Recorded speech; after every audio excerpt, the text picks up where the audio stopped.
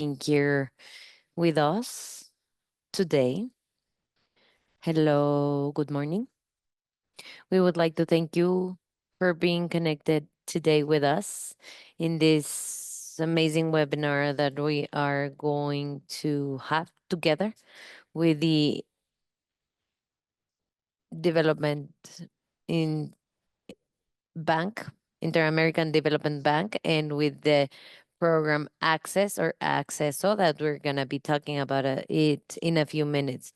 We're very happy to be able to have this launching publication of the assessment that we did of digitalization of public transportation in Mexico, where we analyzed the cases of 4 Mexican cities. And I'm taking a little bit of time to start because we have more than 100 people um, enrolled and we have only 56 connected. So if you wouldn't mind, we are gonna wait up to 11:05 or to get to 100 people.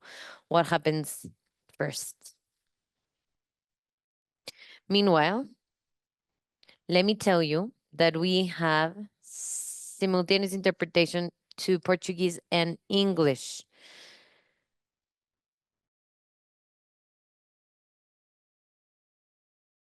To be able to access the translation in the lower part of your screen, there's 3 dots that say plus, or it is also directly in interpretation and icon, a world icon. And in this interpretation, you're going to be able to choose the language.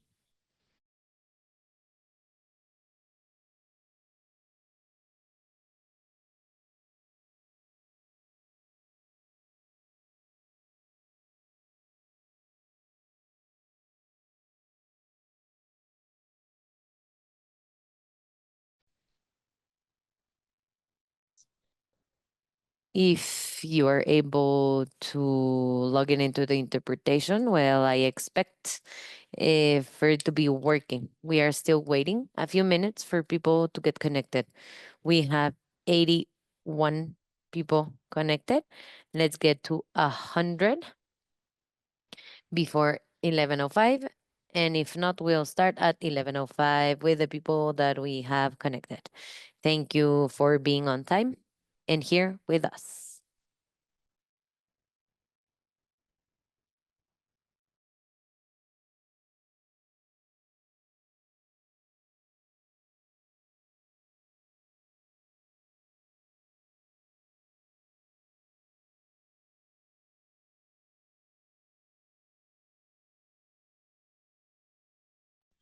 Meanwhile, we start. I would like to take advantage of the space to thank Wilbert Suarez and Mariana Bulos from the states of Yucatan and Jalisco, respectively, who have helped us in this investigation and research and are gonna be presenting today. Well, we have 95 participants, so we can start sharing the screen to be able to start at the moment that we get to 100 people. That is very close to happen. It's 11:05 and 100 of 5 we start. Well, we have the participants, the number of participants before the time. Thank you so much for being here with us in the launching of digitalization of public transportation in Mexico. Let me say once again that we have interpretation available in the lower part of your screen. You can go to the 3 dots or to the world icon that is there, and you can access to the interpretation into English or Portuguese.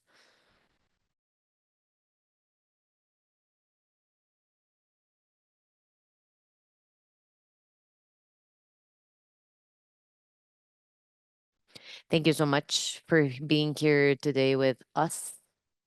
If, well, in the launching of the report of digitalization of public transportation of ITDP and the BID, We going to present now, introduce Amado Crote, Senior Specialist in Transportation of the IDB. Thank you, Gonzalo. Good morning, everyone. It's a pleasure to be here with you. Let me tell you that we did this project together with ITDP and 4 cities that are gonna present today. But the goal that we had when we decided to make this research, it was because in Mexico, many cities, most of all of the cities in Mexico, from any type of size in Mexico, haven't gotten to an important advance in digitalization of public transportation. We want to show what are the benefits of doing so.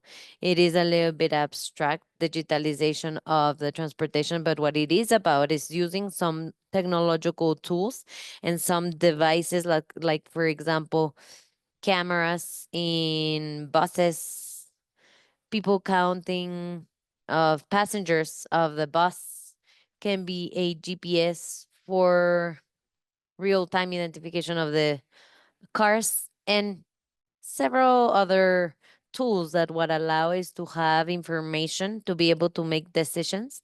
And I'm going to tell you a little bit of what are the benefits that can be achieved. For users, what most of all we want when we use public transportation, first of all, is to know where am I going, from where to where, and how are we moving. Unfortunately, in many cities, the only way to know where a bus is going through is asking people that already know about it. Unfortunately, well, this exists and has existed for many years in other countries. The planners of or schedules of trips where you put the origin and destination, and the technology allows you to know where's the bus that you can find to go, what time, and in real time where the car is going to go through. That enables the users to decide to use public transportation and not other types of transportation, and also to be able to know if, for example, for any reason it's going to take longer for the bus to get there, you can choose another route to be able to leave earlier or later, and decisions that people can make when have more information and not only being standing in a public transportation place, right? For the users, it's information, that is it, and others of course that have to be with world safety, because when you have cameras, the drivers drive safer, let's say. And there's also prevention of sexual harassment, but mainly those are the ones.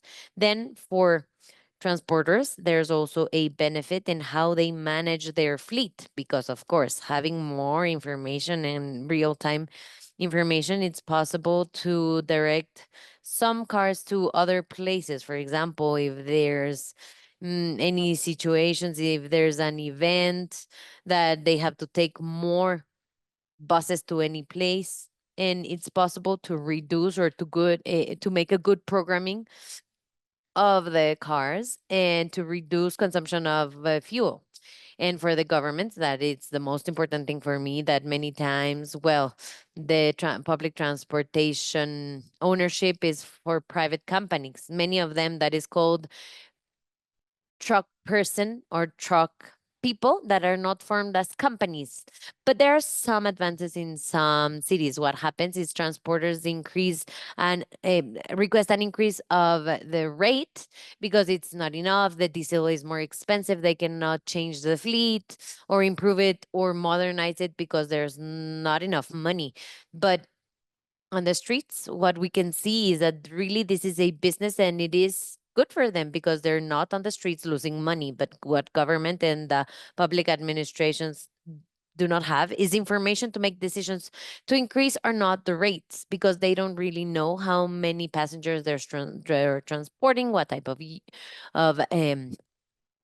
cars. There's not enough surveillance of how we have these type of cars. And when about information, when we have, for example, collections, right, that you can collect with a card in different means of transportation, and that it has access to the government, that is where they have all of the information. They don't have to be asking it to the transporter when the government has a control of collections. They know how many people are transporting themselves and how many people are getting into the system, transporting system.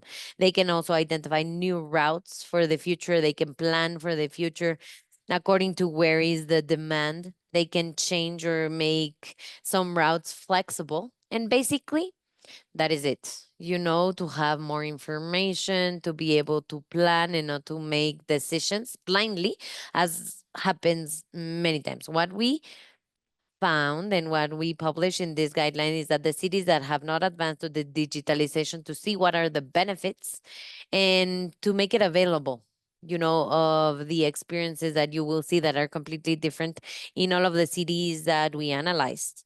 And that there's also an opportunity to advance slowly. We don't really have to digitize the totality of the fleet. Maybe some routes can be doing this main, our access or crossing routes, right? And this is what we're going to hear from our speakers. Thank you so much, Amado, for the intro. I think you summarized very well the different elements that we've been able to learn about the benefits that digitization can bring, or the technologies of information and communication can bring to the public transportation sector. Let me introduce myself. Gonzalo Peon Carballo's Executive Director of ITDP in Mexico. Next one, please. So we have been for a while now working with the IDB and with the GYZ on the digitization of public transportation in Mexico. Now we have people from different Latin American countries, and to be able to share and to know and to discuss where are we, where are other countries, and to generate mutual learning. In ITDP, we're a center of good practices where we're looking for how to learn what we've done correctly, what we haven't done correctly. And in digitization of public transportation, we believe that it's very important to be able to have this information, this type of reports that are available there, because if we do not have independent research as the one that we did in the ITDP together with the development Inter-American Development Bank in 4 cities, is very hard to choose or understand the framework. Also to decide between technologies and goals of public policies. Many times as government, is very hard to know what to buy and how to buy it or why to buy it. In technology, this happens, when we present the report of timeline that it says from 2016, we called it intelligent movement, and it was more commercial than public transportation in Mexico. We remembered about different purchases of digital technologies from the government. That stage, we remembered about the program of the cyclomedia of the education department in Mexico. We spent 3 times the budget of the University of Mexico, that is one of the biggest in the world and the biggest in Mexico, and it didn't have an educational goal, clear educational goal. Or a result. The same we saw in the public transportation sector. There was interest in database purchasing that wasn't exploited. These technologies that Amado mentioned at the beginning were not being used on a correct way. So in 2016, we tried to understand the framework of data of transportation and the use of digital technologies in Mexico City and nationwide. We made a pilot to improve in the system of bicycles, shared bicycle systems in Mexico with the Politécnico de Mexico, and we saw how managing this data, we could predict the demand of bicycles. And in lab test, we saw that there was a reduction of kilometers of buses that made rebalancing. it was more efficient. There were less people of the stations that were completely full, and they were able to use bicycles together with AT&T, the company, telephonic company. We did this experiment in real time in Mexico City, that we published the report of intelligent movement and Internet of Things, where we installed ABL system with multi-directional communication system to launch alerts in certain behaviors, risk behaviors that we found in different drivers, to eliminate them. We had a route, created a route where we made an experiment and a control route to be able to make a comparison and to show the changes. We found, for example, to reduce 1.6 liters of diesel consumption per unit, and the emissions related to diesel consumption also reduced. There was a clear benefit for the operator of the public transportation, in this case of 600 pesos a month, or $30, spending less diesel. In the case of Merida, together with the IDB and with Wilbert and the transportation agency in Yucatan, we were able to work on this more even. We analyzed how they are making decisions based on the information that the system gave them. I'm not going to take a lot of time because Wilbert is going to be talking about it, and more recently, together with the GYZ and other companies, we supported this report that is published together with Sedatu of digitization of public transportation in Mexican cities. We were able also to have training and courses about it that we hope that they have an important impact, and we're launching this study we did together. Let's see the next one, please. So here, I would like to thank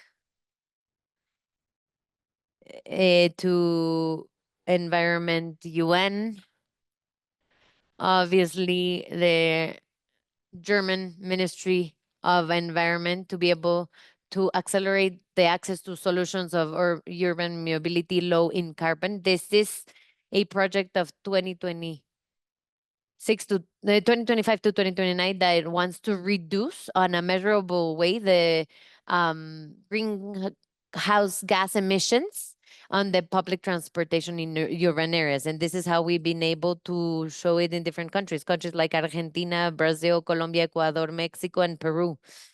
It's the partners that we're implementing, leading by the UN, and those are the ones that are in the logos. And truly, we see this as a great opportunity of getting deeper into the subject matters. We have the case of Mexico. We're going to work in 2 pilot projects in Mexico City, 2 pilot projects in Monterrey, and we can support other cities. We're going to look to create guidelines or support the management of data, digital data recollection, and all of those things that help the public sector. What is the context of digitization of Mexico public transportation? In the study, what we showed is that we have a need to have a comprehensive reference to understand the digitization state of the public transportation in Mexican cities. As a base, we researched 4 cities: Mexico City, Guadalajara, Monterrey, and Merida, in the process of public transportation. We focused in the challenges and in particular characteristics of Latin American context. To be able to get to this analysis, we were based in international experiences and previous assessments. And in this case, the main ones that we consider were the ones of UITP, the Public Transportation Unit, and the BMZ, Economic Development Cooperation, through the Urban Transportation Mobility Institution, TUMI. This is what Lucia is going to be talking about after I finish this intro, but it is very important for me to show you some important data of what we understand about digitization of public transportation. Let me get to the next one. Basically, what we understand is the incorporation of digital tools throughout all of the processes that a transportation system include, from information to the user, the system of payment and monitoring, and multimodal integration. This has to do with many different elements that are part of this process and the activities of transportation agencies, the entire ecosystem and the people involved in this. This has to be with governance, planning, use of data, operation of the public transportation services and the public transportation service. The digitization can be applied in the different levels to integrate these systems, and this gives us certain levels of digitization that we present on a correct way to the Latin American region. This is very important to say, most of all when there's people that can be looking at us from other places, and to think that this is adapted to the reality that we live, that has to see with our income, access to technology, and different things that are in influencing this. To be able to make this research and investigation, we created different goals. The main was to identify the good practices and the areas of opportunity of the processes of digitization to be able to orient decisions of public investment. And we have specific goals and for public policies. We the specific goals was to evidence the environmental impact, economic and social, of the public transportation department. We saw some elements that what Amado mentioned, the benefits that they can have for authorities, users, operators of the system, and the people that live in the cities, to strengthen the capabilities of officers, providers, and operators, so that they can buy better knowledge, right, with this type of services. But the vendors can also know what to offer to the authorities, and to the operators of public transportation can also choose or exploit the technology in a better way. Obviously, this helps us identify the opportunities of participation of the private sector. The report that we're gonna show at the end of this presentation has six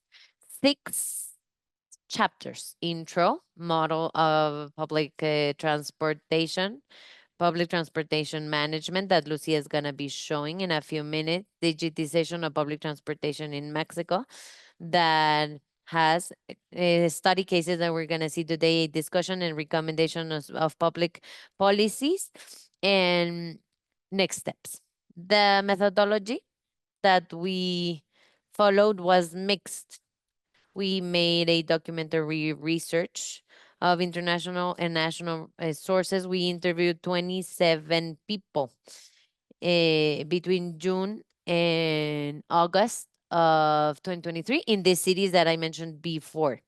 We didn't want to stay with something qualitative. We made also quantitative with data of Mexico City, Guadalajara, and Merida, where we were able to experience how those data were being exploited, and how what we could get with those. Marian and Wilmer are gonna give us a more specific example. But if we go to the next one, let me tell you about a case of Mexico City. And this was something that we were able to see with real data. This is not invented. We, the people that live in Mexico City, we know that the subway line has been closed, and we've been opening it by phases. This week is going to open 2 weeks. The closing, the one that is used the most, or one of the most used, is very hard of the subway is very hard to redo one subway line, because there's a lot of people that use it.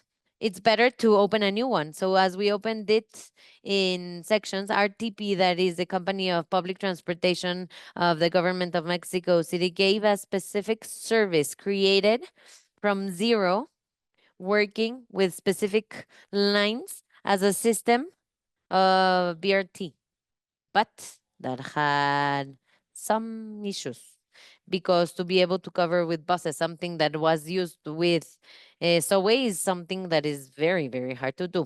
So, and most of all, if we do not have good information, let me tell you, when this project started, RTP used Excel, spreadsheets, other digital tools that were not specific, without geographic systems for this type of services. These buses had ABL systems, fortunately, and we started to see how we can improve it. So as the line one uh, where it was only going through 25 from 25 to 30,000 kilometers per week, the RTP fleet was allowed to go through 600,000 weekly kilometers, and this is how we were able to see by the kilometers. Once that we use these digital systems, we were able to make this path and to see this path and to reduce the kilometers to be able to make it more efficient from 600 to 400. You can see it in the report. This is only a case, but it's an example of the things that we were able to analyze and to see with the data that we gathered. Next one, please. So now let me give the floor to Lucia Taboada, Director of Project Access in Mexico, to present the management system of public transportation. Go ahead, Lucia. Well, thank you so much, Gonzalo, for this intro and to be able to tell us how the methodology of this research was done, of the publication that you're going to be able to download at the end of this presentation.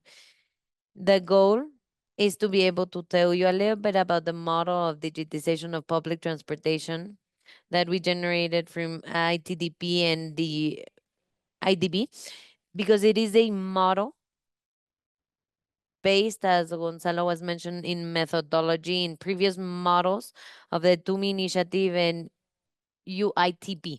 But from ITDP in Mexico, we found a barrier that these previous models were identified in the European realities, those realities that normally are not related in an Latin American context where there's a diversity of cities, diversity of ways of transportation, of modalities, and different realities that made us to adapt the information available to a model that could be used in a Latin American context. The model, even though that it has a sequence logic and it has a sequence, it's not rigid, it's not exclusive in the compliance. And what it's looking for is to generate a guideline so that those cities that want to digitize their public transportation can find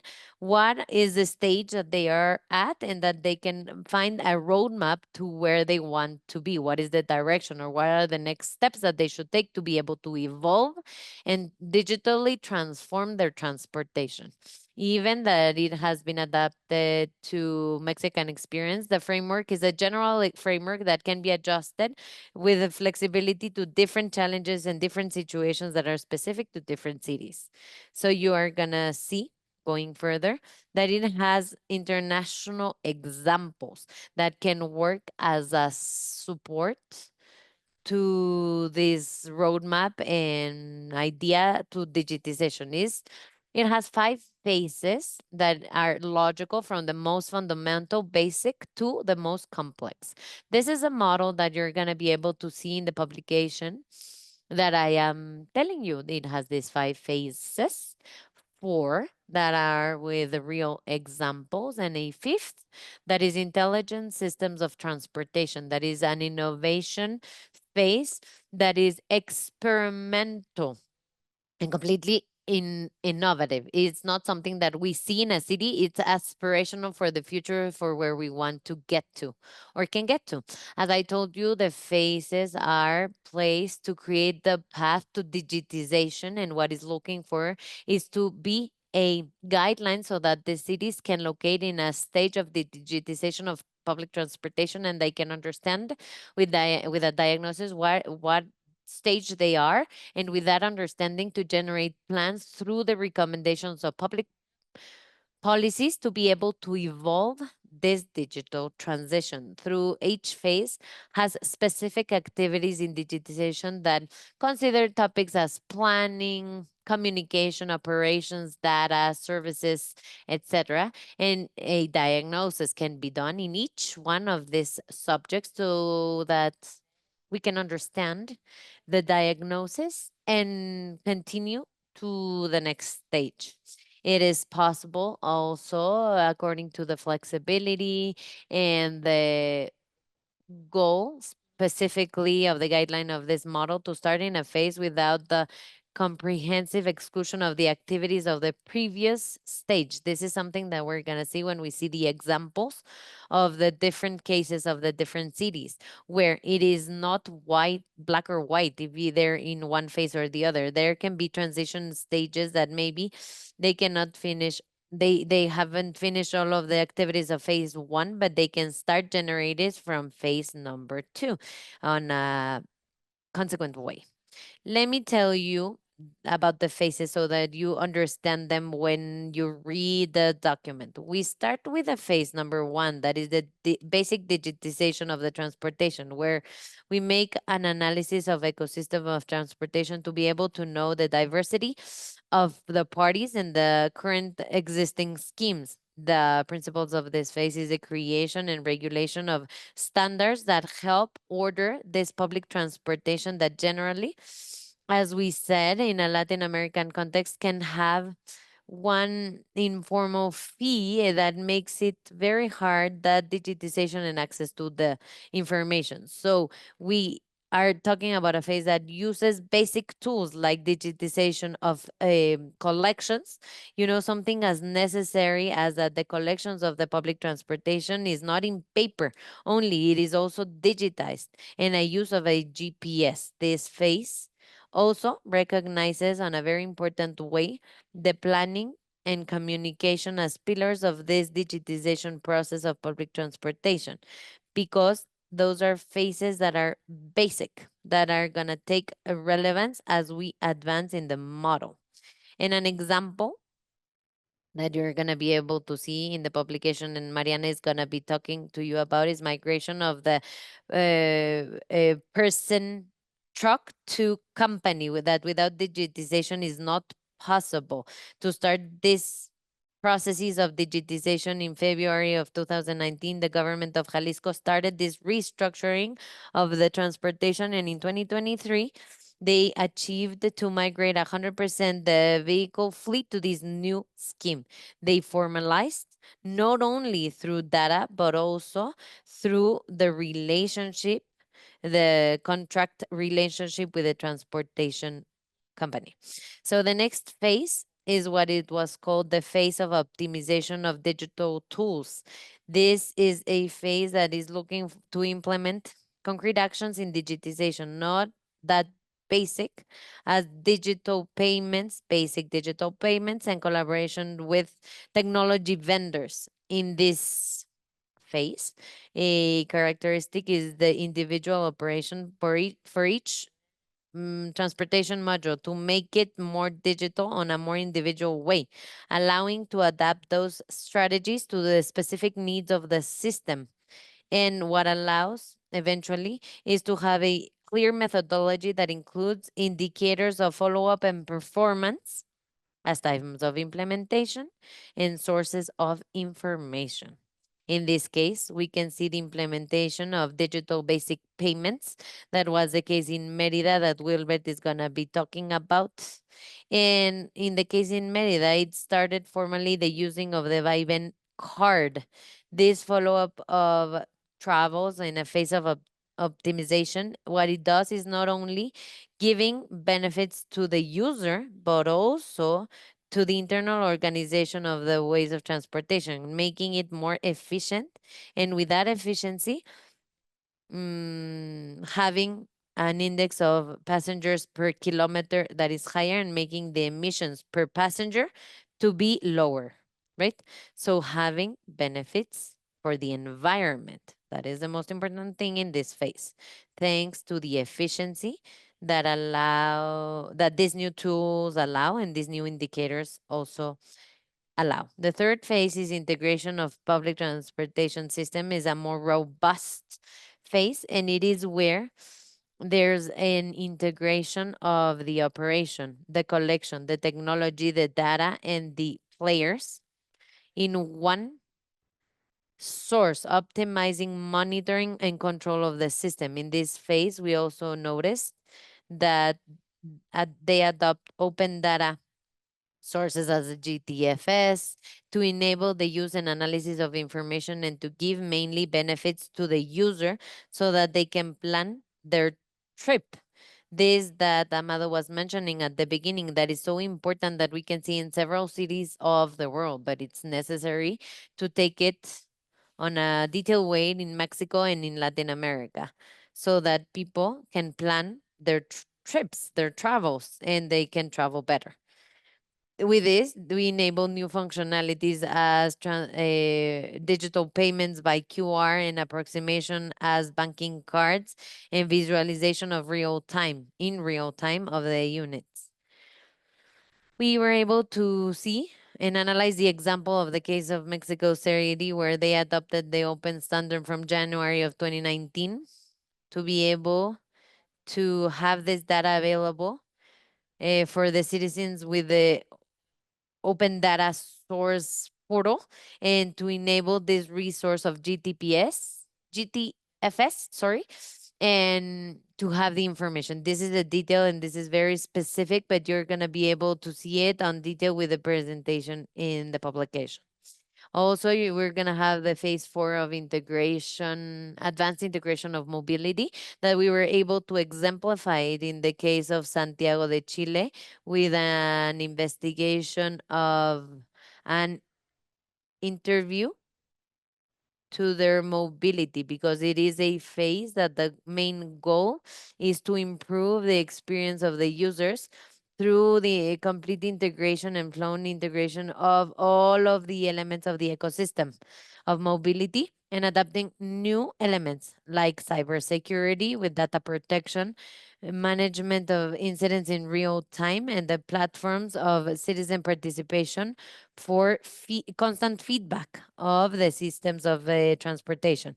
As an example, I told you the case of Santiago, where thanks to this evolution of mobility, intelligent mobility, what it has been generating is a network of mobility created by 3 models of transportation that allow integration of rates, what makes people being able to travel in these 3 models paying only one rate in 3 hours. This is a clear benefit for the people that live further from their job and they have to travel more because transportation is less easy to find. Let's say this is a great benefit that we can see in the reduction of backing and the increase of accessibility to transportation. Last but not least, the last phase is phase number 5 of intelligent systems of transportation. That, as I told you, is a phase that is aspirational that we have that today. We cannot see it in any city completely, but we are able to see certain evolving actions getting to this baseline, like the case of London, because it's processes that understand high technological complexity and try to use the data to improve services on a more automatic and preventive way with the use of algorithms and artificial intelligence. They're going to be able to see the case of London, where they use Wi Fi with a partnership with a mobility company.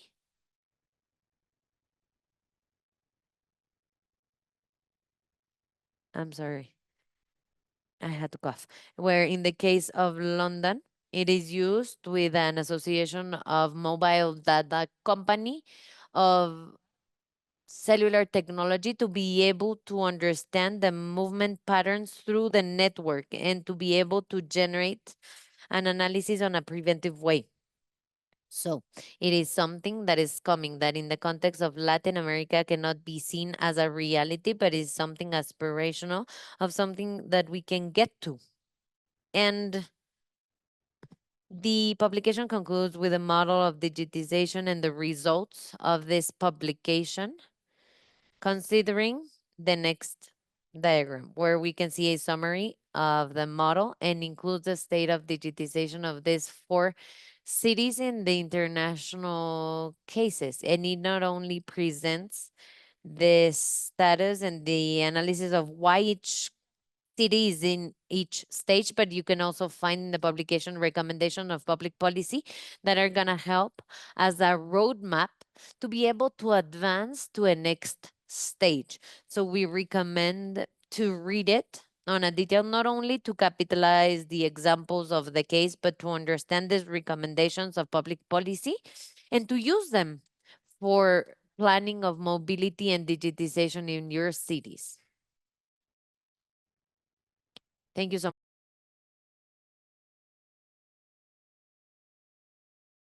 much. Thank you, Lucia. Last slide shows us the status of the cities in Mexico.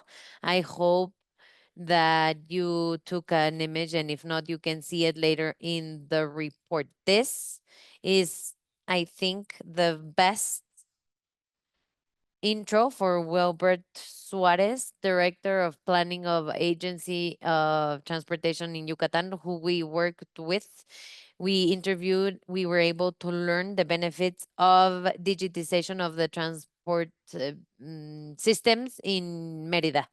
Thank you, Gonzalo. Well, first of all, thank you for your invitation of the IDTDP to the BID.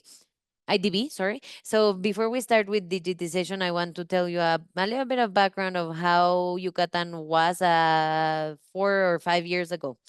We had cars that were obsolete. The age average was more than 16 years, and they had a low level of quality. Programming of service was deficient, and obviously the supply was deficient. We had long times of wait, and there were routes that had intervals that were over 45-minute waits. We didn't have enough cars for public transportation, and also to have a good transportation for pedestrians and for bicycle riders. The users with disabilities or limitations were not able to access on an agile way to the public transportation, and we had low coverage of the routes in the suburban and metropolitan area of Merida. Getting out of the anillo periférico of the city, the service was inefficient and low. We had a deficient information of the alternative routes. The user didn't really know how to access the public transportation service. We had obviously an increase of greenhouse gas emissions because of the obsolete and old cars and in bad conditions. We did not have a control system of income and expenses, and a bad service by part of the operators, from the people that gave the service. Next one, please. We had also a division where 50% of transportation was in public transportation, 30% in cars, 10% others like taxis or platform cars, 9% that was walking, and 3% bicycle. Let's continue, please. So, with all of this information, what we were able to do is to design a strategy that in the state was called System by Ven, where the digitization of transportation was a pillar. It was very important, as it was already mentioned, to be able to have information that allowed us to make decisions and to be able to adjust on a timely manner the system. Based on that, we also established some specific issues, the changes of payment per kilometer, where we can guarantee that the service complied with quality standards, that were no bad habits from the companies and the drivers, to avoid picking up people, because we have a social rate system. So many times they didn't want to really get that people, or to avoid people when the demand was higher. So there was no trustworthy system. But we also started creating a project of designing routes that addressed the needs and at the same time gave a system that was robust.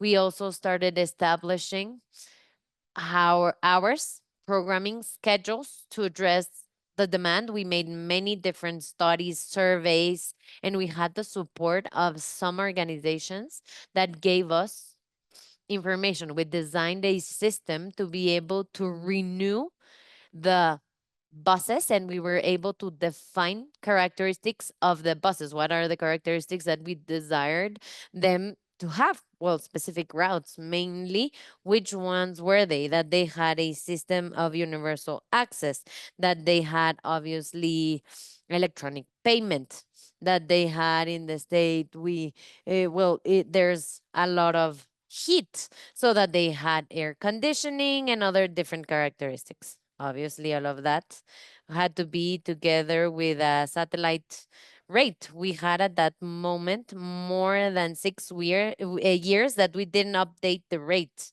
It even decreased through a social program that was called Support for Family Expenditure.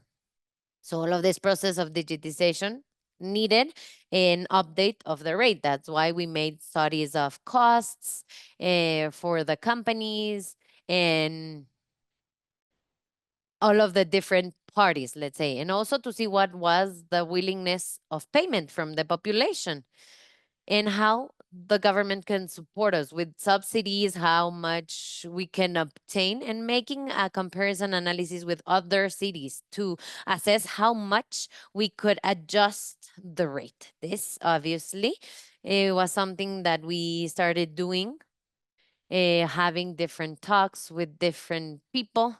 We designed focus groups, visits to certain popular communities where we socialized and we measured a little bit to know what was the interest of the people.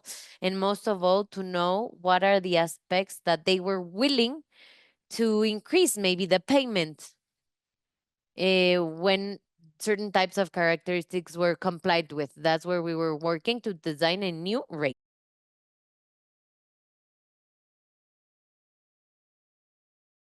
Let's go ahead, please. So here, it's a little bit the process of digitization that you can find in the publication that ITDP is going to share today. We started the entire process in 2018 with the creation of IMDUT. This institute was the one that started working with the design of the system of public transportation.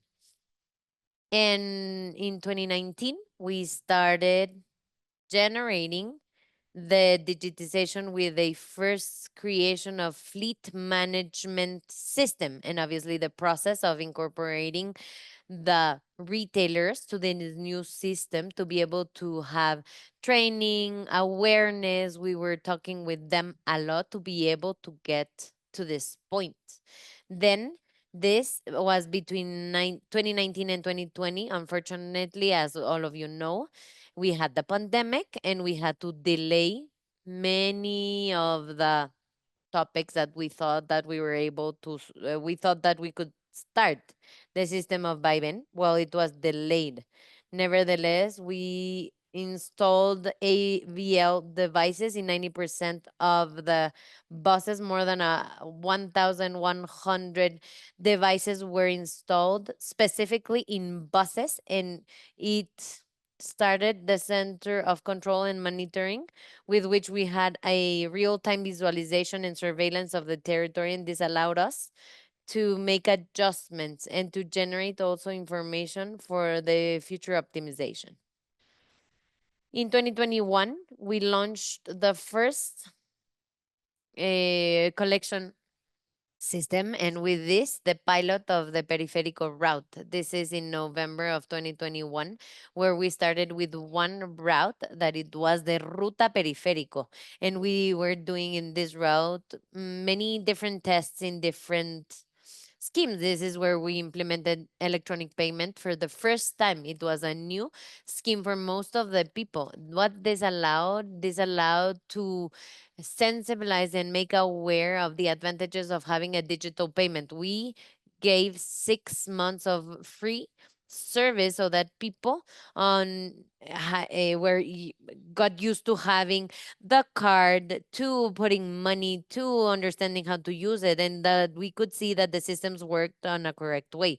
This is how in March of 2022, we saw the route operating with an electronic payment, and with this, at that moment, we used cards that were mainly an electronic card of a closed system. It wasn't an open system uh, opportunity. And we started at the end of 2022 the implementation of the system as it was. We started with some routes, comprehensive routes. We developed the new public transportation system with night routes. We implemented a transportation policy that is operating that through 2 hours from the first unit, the user can have a discount, 50% of discount in the second bus, or passing from one car to the other, and a 40% in the third bus in 2 hours. This is how we created like cards, and we went to the different communities, neighborhoods. We put like stands in malls and different places, and that's how we got closer to people. The access to general rates and social rates for the people. We signed agreements and with Oxos, with Dunosusas and Super Willis to recharge the cards. And we established a channel of communication with the users with a chat box through WhatsApp. We also created a line of customer service or claim service that allowed us to have information that gave feedback to the entire system. Additionally to this, we developed a lot of surveys. From June of 2022, we started doing surveys, quality surveys of the systems of transportation, going from 400 surveys that we did per time to having more than 3,500 surveys per time. The surveys were done every 2 or 3 months, depending on how we had, well, a budget and resources. Today, how can we mm, see the status? And I will not get into how we were because you can read a little bit about it. But today we had 154 routes, 107 that have Viven, and we still have 47 in the previous conventional system. We are ending the renewal process, and we hope to conclude this in June of this year. This process of renewal of the routes that we are still missing. Today, we have 978 buses that are active and programmed, 733 active of Viven, and 245 conventional. This proportion is the same that we have from people. It's more than 82% of people is from Viven, and 17% is conventional routes. Next one, please. So here we have more or less the plan of renewal of fleets that we have. We have a lot of units, hybrid, diesel, electric, that in total is 961 buses, from which we have 900 or less that are going to be the ones that are going to be operating on a constant way. And 10% of those buses, we're going to have them in reserve to be able to go to, if there's any problems, if there's any accident, if there's a peak of demand, and those types of circumstances are gonna be with this type of reserve buses. What have we done with all of this? Digitization has allowed us to evolve, to have robust assessment and analysis using data from outside source like INEGI and different surveys and the AVL devices, as we said, using different processing like Excel and using ArcGIS or our studio or others, and we've developed different reports that allowed us to improve the system. We created basic indicators that are relevant in mobility. We have also data per minute of people getting in and out of the buses, and we made map of flows, maps of coverage, polygons of load, measurement of quality of service, analysis of origin and destination. Well, where are we going, or where are we facing? And then next month, we're trying to have, as I said, well, an analysis that is more robust to using big data and projective data, using all of this information, using artificial intelligence and machine learning to be able to have a system of decision making in real time that allows not only, well, to depend from a manager, a monitor person to make a decision, but everything is systematized with protocols that allow making adjustments on an automatic way, and afterwards to integrate the intelligence of things, for where we're having a close up with different organizations. ITDP has helped us a lot, and we hope in next months and years to continue collaborating with them. And well, a little bit of what Lucia was mentioning. One of the impacts that we had with digitization was to optimize the system, and that has allowed us to reduce practically 15% of greenhouse gas emissions per passenger from the implementation of this system. And well, we have now the information available. According to economic topics for transportation, we have electronic collection, and we have duplicated the people. We have gone from 600 to 1 million people to this year. As you can see, transfer has been specifically before last year was a transfer was under 12%, now is over 30%, and it has a benefit because of the discounts, because of the comprehensive use of a system. Okay, so let's go to the next one.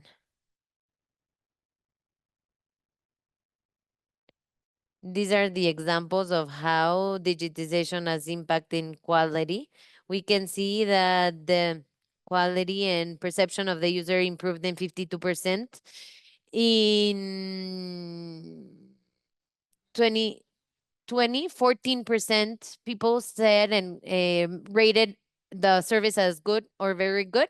And in 2024, we can see 76% of people saying it's very good. No, from the beginning of the system, 30% were satisfied, and at the beginning of last year is almost 60%, and the perception of the users in general went from 37% to 69% of perception of quality of the service. What does this mean? That mainly all of the actions that had been implemented made the user to perceive it as an improvement in general. And well, that is it. Thank you so much for your attention. Thank you so much, Wilbert. Definitely the case of Merida is impressive. You know how it went from a fleet that was old and managed on a old manner, getting technology with counters and AVL systems, and having now the information to make this quantic leap before one route, and now mainly all of them, or almost all of them, and going from a fleet of more than 15 years of age to a fleet that third party is electric or hybrid. So this is very interesting, and we invite you to get to know more in the publication. Now I'm very happy to give the floor to Mariana Bulos, General Director of Public Transportation of Jalisco, that is going to present the case of Guadalajara, that I also believe that is impressive. And the most interesting thing is that we have it in Mexico. Go ahead, Mariana. Thank you so much, Gonzalo. Good morning, everyone. Well, let me tell you a little bit about the case of Guadalajara. I would like to highlight that it's Jalisco's case, because today we're going to talk not only about the city of Guadalajara, but the metropolitan area and the surrounding areas. First of all, I would like to tell you a little bit about the context of what it means, the metropolitan area of Guadalajara, in terms of mobility in numbers. The metropolitan area of Guadalajara has approximately 5.3 million people. And according to the origin destination report that is published by INAPRAM, I would like to tell you that we have around 11.8 million daily trips, from which the model division is, as you can see in the chart, the distribution on transportation is more than 40% are trips that are done on a walking instance. 28% is particular transportation, and in third place, public transportation with a little bit more than 21%. I would like also to mention that in this chart, we have the modal distribution, but also it is divided by gender. And I don't know if you can see and distinguish the color, but the green bar is trips done by women and blue by men. As it's clear here and it's very evident, women walk more and in public transportation. And this is only for you to see, so that afterwards I can talk a little bit more about. Next one, please.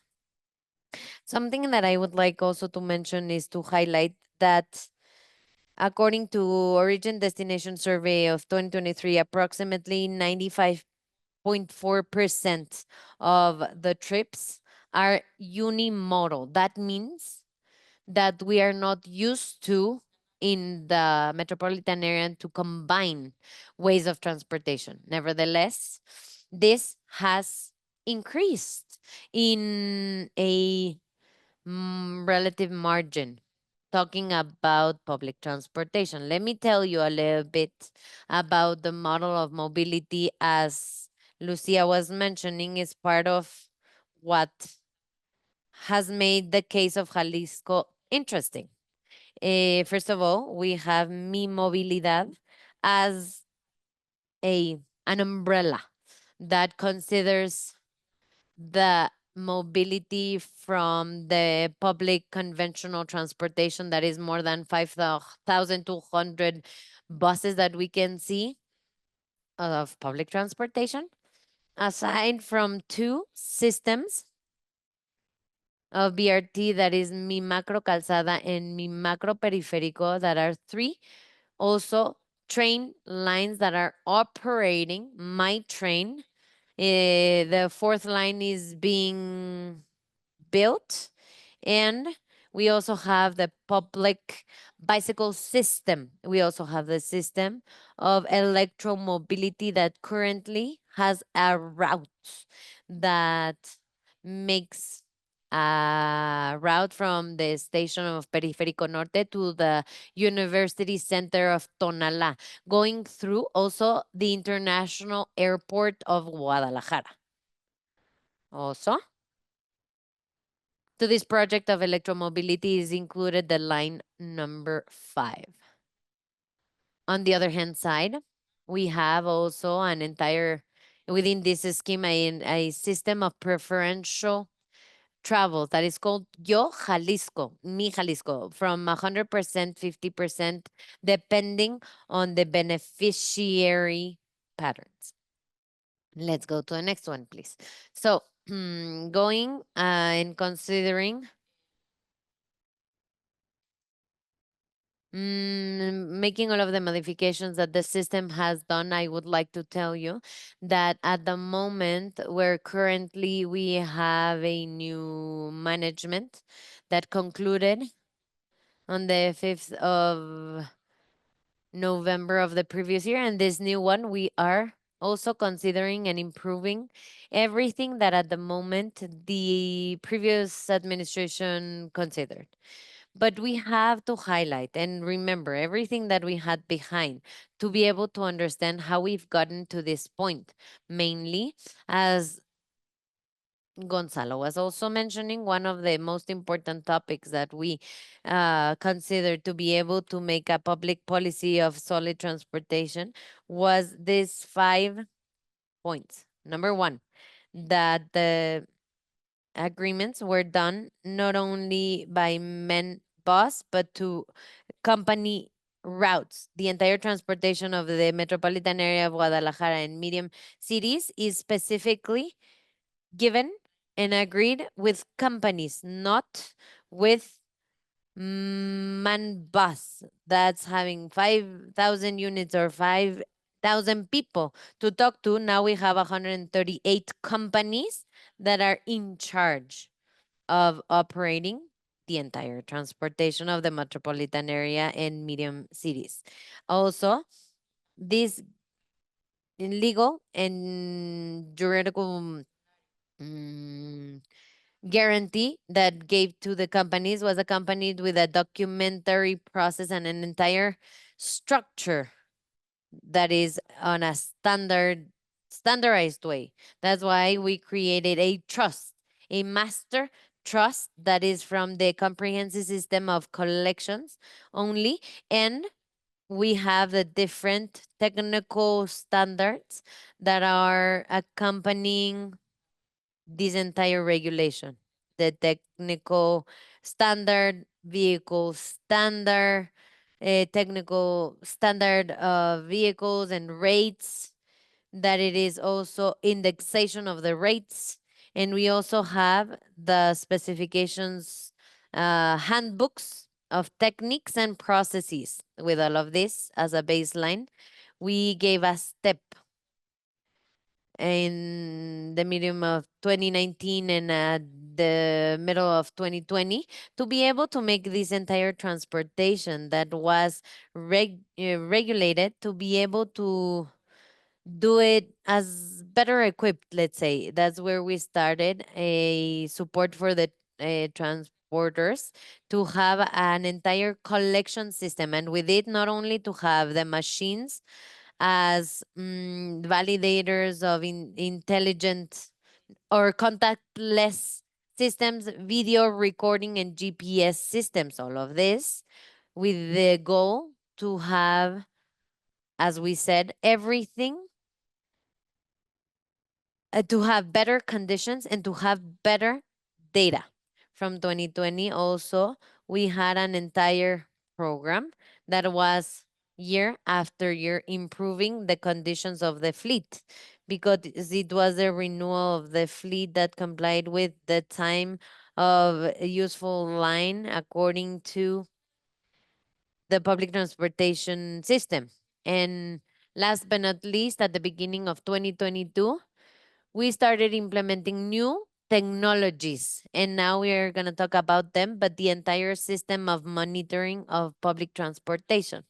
Throughout this time, we had, as we mentioned, well, because of the pandemic and the COVID, we made the implementation of the first electric route, 100% battery charged in Mexico, and we did the implementation of the BRT of Mi Macro Periférico, that is 42 kilometers per way, approximately. And at the beginning of 2024, we had the implementation of a new model that it was Bus Rapid Service, BRS, that was the corridor Lopez Mateo.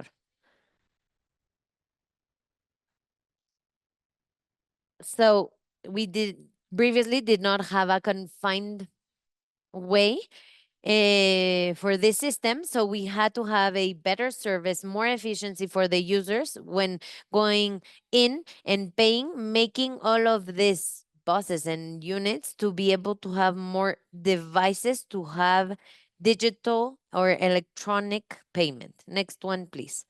So now I would like to give you important points about things that were, well, very important in this entire process. The first one was about the creation of the trust that was based mainly in standards that we were working around for a year and a half to be able to get to a legal and financial structure that allowed us to have the entire interoperability ecosystem. And this trust, currently, let me tell you quickly, in very specific words, the entire money of the users that gets into the system through recharging gets to a bag. This same bag that is dispersed to each of the routes that gave the service for the users. How can we know this? Well, mainly because of the electronic payment. This trust has only the resource that is generated through digital means. So in this case, intelligent cards, contactless intelligent cards, QR codes, and mobile applications. Something that I would like to tell you also is that we were the first state of Mexico that were able to standardize the entire system in one type of payment, not only the metropolitan area of Guadalajara, that is considering 10 municipalities, but also with medium cities like Puerto Vallarta, Tepantitlan, Ciudad Humana, y Lagos de Moreno, and Lagos de Moreno. All of these municipalities can use the same card, smart contactless card, to make the payment of the trips. That means that a person that lives in Tepa and studies in Guadalajara, in both places can use the same card. Since 2018, that we had approximately 1.5, 2019, 4% of digital or electronic payment. In 2020, we got to 56%. Sorry, currently we got to 56%. It's very important to understand for this to be able to be generated. As we said, we have to create an interoperability environment. Next one, please. Precisely, the environment of interoperability hosts or is created by several elements comprehended. When we had the interviews for this publication, they talked about how the transportation has been digitized in Guadalajara. And one of the main questions is, what are we talking about when we say digitization? Well, it is very evident what it is for some, but not for everybody. And for us, we've considered this as the incorporation of technological tools that can generate data, and that data can generate information for what? For us to be able to plan better, to operate better, and to give a better service for the users. Aside from what we are doing or what we have been creating, is one that every bus has the equipment of collection within the bus or in the station, bus station. Number two, the standardization of payment method, that with one card we can make a payment in any system, train, BRT, conventional buses, and not only in the metropolitan area, but also in the medium cities. And also the creation of the trusts and the technical standards, because it gives us a structure that is completely different. And in this case, it also gives a guarantee. The trust has been a tool that has allowed the transporters to be able to have a tool for financing, because thanks to the generation of information that is produced on a daily basis, thanks to these diverse tools, the banks have the capability of knowing, well, they have way of knowing the capability of payment or willingness of payment of each route thanks to the information generated on a daily basis from the payments of each route and unit. So, this trust has also been the enabler for the renewal of the fleet. On the other hand side, as a fourth point to mention, the recharging network. The recharging network should from only being 450 points where the user had the opportunity to recharge their cards in the different stations of public transportation. Now they have more than 1,500 points of recharging because they made an expansion of a recharging network, incorporating and considering the convenience stores as an extra part of the recharging physical system as mobile applications that allow making payment through the technology NFC directly to the card, from the cell phone to the card, from a banking account to the physical card. Next one, please. As a fifth element, we have the monitoring system. Here, we can see in the photograph of the right-hand side, the center that we have, the monitoring center of operations that we have within the Department of the Transportation of the state of Jalisco. And what we have here is access to the information in real time that generates from the localization each of the units, and we also have the opportunity to operate and make decisions when we see that there is an issue on the streets, on the stations, when there's traffic, an accident, etc. From this center of monitoring, there's personnel or staff from police and the different retailers that have the agreements of Mi Macro Periférico and Mi Macro Calzada to have intercommunication and to be able to act as soon as possible. We also have, as point number 6, the digitization of information for the user information system, that is maps, integrations of GTFS, the mobile applications that, as I told you, allow to make recharging or transfer of balance to the cards and payment by QR codes.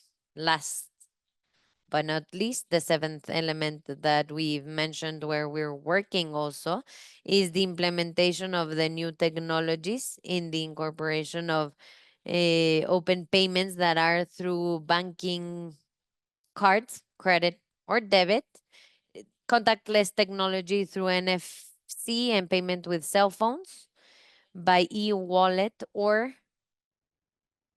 by an application making a transfer from the card to the mobile application. And in this, we've been also working to be able to incorporate not only things about payment, but also about use, to be able to plan trips by within the app and to see if I can go from point A to point B in public transportation, what routes should I have to take, what other type of transportation can I use to be able to get to my destination. And in this case, to tell you that thanks to the system that we currently have of collections, it is easy to have a rate scheme that is complete. That's where we're going. Currently, we have a system of transfer that, thanks to the information that is generated by the electronic payment, that is something that we can know when a user is within an established time, as what we mentioned, what it was mentioned in Merida, and we can apply a transfer with a cost of 50% or a free transfer in case of depending on the case, according to the matrices that we have developed for the different systems of transportation. I think it's very important to tell you that thanks to these first steps is where we are to be able to get to an improvement in the system, better planning, making the means of transportation more efficient, and to be able to generate economy to the same users. So, well, this is just a brush of what the system is currently in Jalisco. And well, if you have any questions, and now we will go to the session of questions and answers. Thank you so much for your time and attention. Thank you, Mariana. This presentation was amazing. Now I would like to invite you to look for the collection standard of Jalisco. This has allowed them to evolve and to show the different ways of transportation that we have in the state. I think it's a very important way to avoid this that is called technologies of legacy that mm, makes you marry a vendor and not allow your system to evolve. Mariana, I congratulate you because I remember when we finished the report, 30% of the payment was electronically made, and now it's 56%, almost double. You know, when you see the report, um, then we can go to the QR now and they can download the app, the access link. I'm gonna put it as an answer to Ruben Treviño here, who made a question to Wilbert. Because of the time, Ruben Treviño says how this entire system is financed and subsidized. I don't know if Wilbert can answer this question, and I will invite the panelists to turn on your cameras in case that someone gives you a question. Of course, yes. And well, in Yucatan, the system of transportation is financed by the rate, the subsidy, and we're implementing other sources of income.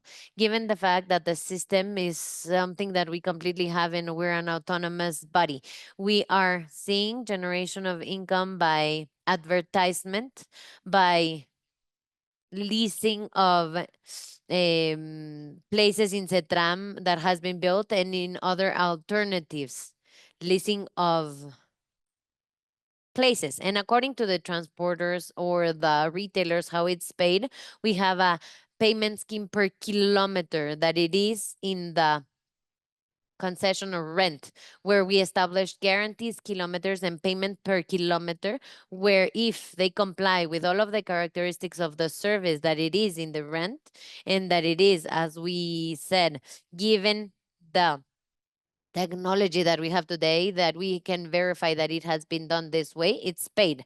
And if not, it is deducted in a percentage according to what they have, according to the rent or the agreement. The payment is given by that scheme, this formula that is guaranteed kilometer minus the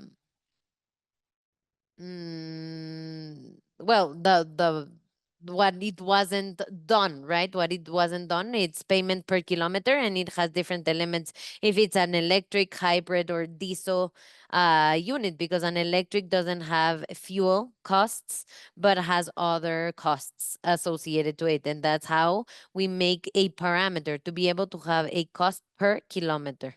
Thank you so much, Wilbert. And Jessica Alejandra Saludos Sales is asking, and I think he's asking Mariana if there's an application that shows location of in real time of the units in Jalisco. Currently, no. We're working on it still, but we are gonna have it soon.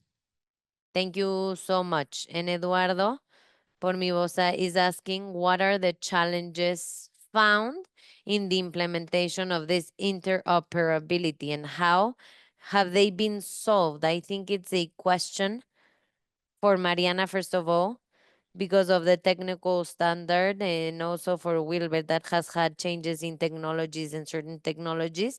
And I think Lucia and I can talk about this if it's necessary. So, Mariana, go ahead, please. Thank you, Gonzalo. Well, we have had many challenges. Mainly, I think that for us, it has been standardization has been a challenge, not only because when we get to that specific point, we had a very hard journey. First, it was the change of routes, the rents. And as you know, and in many cities, the one that is the owner of the bus doesn't want to leave the bus to get into a route and to become a company. That's what happens. And this scheme always causes a certain type of conflict. So, on one hand side, to be able to make the transporters or the transport drivers to agree, it was very hard. And to be able to get to interoperability, we didn't want to close the options for transporters. And we opened, let me tell you, we opened the market so that every technological operator that complied with the technical standard and the technical specifications that we have for the collection system could be a vendor of the systems. That's why we have certification of test labs, we have certifications of communications in case of the unique protocol of intercommunication with the compensation chamber. We have several elements that are needed, that were needed, so that the companies could give or provide the service. So, having all of that, well, it was now that we could talk in the same language, all of them could talk in the same language. It wasn't that easy because everyone had their own development. So the integration to be able to generate the interoperability. At its moment, I was the director of the system of collection. So it was a real fight to make the operators to give the operation on a certain way, the same way that the transport people could understand, and that we could standardize it, validate in the compensation chamber, and that every information that was generated was readable for any person that was creating the system. So I believe that has been one of the main challenges for our specific case. Thank you so much. And Wilbert, before I give you the floor, I would like to add a question that I didn't consider from Bender Moraes Vicente, that is requesting to tell us a little bit about the rates for the public transportation and how this was able to relate it with digitization also. Well, in the case of Yucatan, it was a little bit different in the sense that when we started the process of generation of the new system, we had the situation of the renewal of the concessions where the negotiation with the people, it was easier. It doesn't say that it's easy. As Mariana was mentioning, there's a very strong process of negotiation with them, awareness to be able to adopt new technologies, that it's not easy to go from having a printed sheet printed with their schedules to a system that allowed them to monitor their buses, but that allowed them to get into the system. And according to the management systems of collections here in the state, we were able to have an advantage that there was a company that was being developed at the moment, that mainly with them we started growing together hand on hand. It was a company that mainly, well, we were its guinea pigs, and it was our guinea pig. We were evolving together, and it allowed us to adapt the different needs, not in a rigid scheme, but to be flexible according to what are the elements of the management system of the fleet and collections that we needed. And up to today, last week, we were able to make the transition to a new scheme, new system of collections and management of fleet, where we were able, as Mariana said, to have an electronic payment, open electronic payment, that you can, with the application, make a recharge in the card, have a digital card, to have the units, in the units, a tablet, to have the drivers and the companies to see the programming, receive alerts, having a direct communication channel. That was an evolution system. And one of the advantages that we have here is to be able to pilot one of the things that we've learned with ITDP, also that to implement the pilots, the advantages of implementing pilots, and to adapt or adequate it. And according to the how this is compensated with the companies, as I was telling you, the subsidy is integrated within the trust bag, the entire income, and they guarantee the payment to the companies according to the guaranteed and programmed kilometers when they comply with the standards. That means that the agency has all of the risk according to the demand, and they have to guarantee the service, a quality service based on what the agency says that they have to give as a service. Thank you so much, Wilbert. And I would like to say something that was answered. The previous boss of Wilmer, to determine the subsidy and digitization worked because I knew the size, the real size of trips, number of people, because there was a record of people, and I knew how much it was going to cost, the general subsidy and the subsidy for specific population. That's how we were able to have a budget, with the government of the state. And all of this information allowed us to have that. And said, as Mexicans say it, I don't know, even in Latin America, we have to see the size of the cake to see the size of the piece. So to be able to measure well and to be able to see what the digitization is doing. There's a lot of more questions, and I am with Marcos Martinez, Carlos Bernal, Marcos Corona, Santiago Olvera, in an anonymous system that is talking about the impact of digitization in the users, especially older or people with disabilities. And I lose Yanes because we don't have enough more time. We cannot answer, but if you send these questions to the email correo mexico at itdp.org, we will answer there.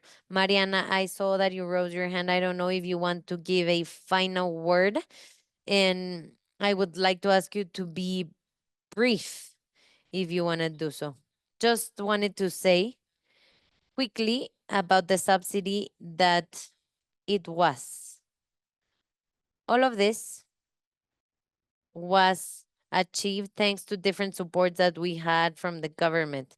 And there's a very particular subject matter in our case of Jalisco, where the current rate, is subsidized by, well, thanks to the generation of information, we know exactly how much the rate should be if, well, from last year, we have the index of the rate, so year after year can be modified.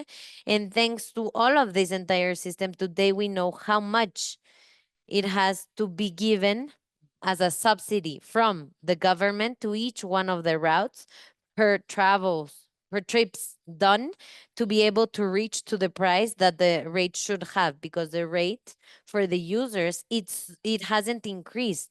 It is 9.50, but nevertheless we know that it should be 10 pesos with 37 cents, and that differential is absorbed by the government thanks to the generation of information. That's how we can make the payment of that difference.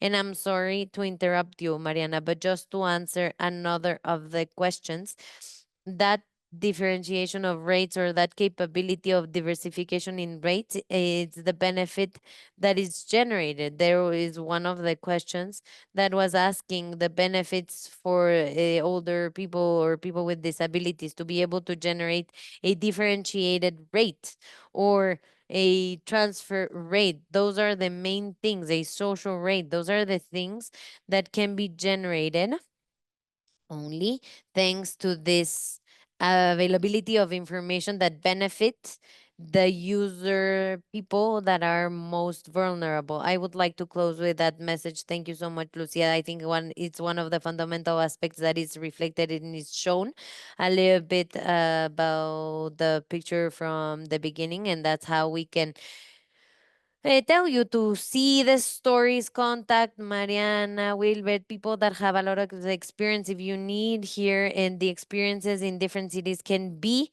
useful for different cities of different sizes in Latin America. Thank you, and we'll see each other. Thank you so much.